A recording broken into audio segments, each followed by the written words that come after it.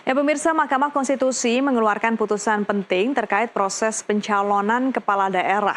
Keputusan ini memungkinkan partai politik atau gabungan partai politik mengajukan calon kepala daerah meskipun tidak memiliki kursi di DPRD. Mari kita simak infografis berikut.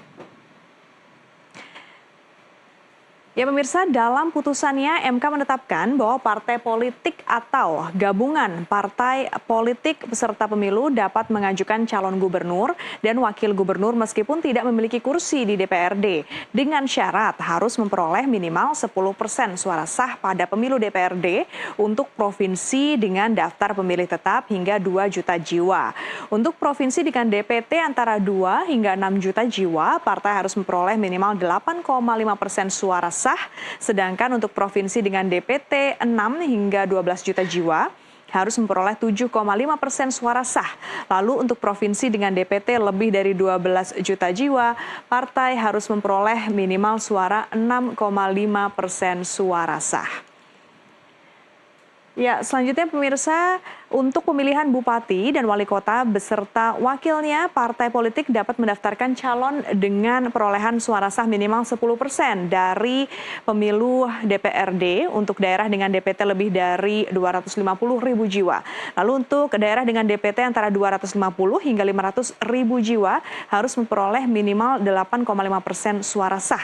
Dan bagi daerah dengan DPT 500.000 hingga 1 juta jiwa, ambang batasnya adalah 7,5%.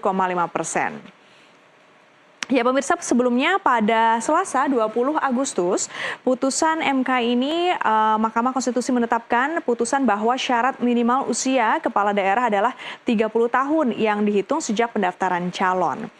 Dan dengan putusan ini tetapi Mahkamah Agung memiliki pandangan yang berbeda dari putusan Mahkamah Konstitusi di mana MA menetapkan bahwa syarat usia minimal dihitung pada saat pelantikan kepala daerah bukan saat penetapan calon.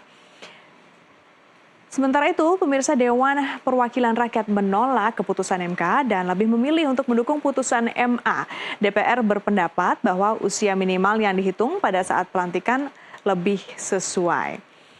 Ya, seperti apa pengaruhnya ini dari putusan MK dan MA? Keputusan ini juga berdampak pada putra Joko Widodo, Kaisang Pangarep, yang saat ini Kaisang berusia 29 tahun dan baru akan berusia 30 tahun pada Desember mendatang. Berdasarkan itu, Kaisang masih berpeluang untuk maju di Pilkada 2024 jika mengikuti keputusan MA. Namun jika mengikuti putusan MK, melalui keputusan tersebut, peluang Kaisang untuk maju menjadi lebih kecil. Ya pemirsa, demikian putusan-putusan yang dikeluarkan oleh Mahkamah Konstitusi terkait syarat pencalonan kepala daerah, di mana dengan adanya putusan ini merugikan dan juga menguntungkan sejumlah pihak.